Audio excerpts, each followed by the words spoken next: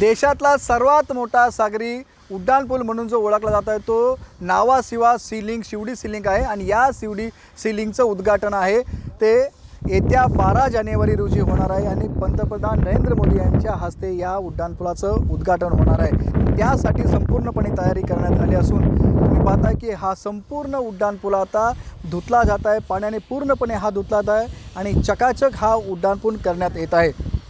बांधकामानंतर या उड्डाणपुलावरती जी काही धूळ साचली होती, माती साचली होती, संपूर्णपणे बाजूला केली जात आहे आणि याच उड्डाणपुलावरती आता सर्व ठिकाणी लाईट्स लावण्यात आलेले आहेत। वेगवेगळ्या लाईट्स लावण्यात आल्या असून रात्री हा उड्डाणपूल आकर्षक दिसावा यासाठी वेगळ्या डिझाईनच्या वेगळ्या रंगरंगोटीच्या आहेत त्या लाईट्स लावण्यात आलेल्या आहेत। त्याचबरोबर जे काही डिवायडर आहेत, रस्ते आहेत, त्याला सुद्धा रंगरंगोटी केली जात आहे आणि संपूर्णपणे ही तयारी केली जात असून हा महाराष्ट्र सरकारचा महत्त्वाकांक्षी प्रोजेक्ट आहे।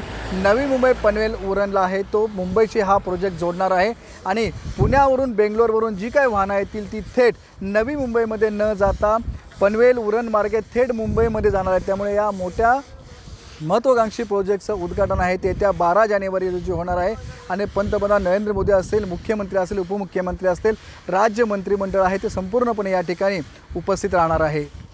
विनायक पाटील, एबीपी माझा, नवी मुंबई।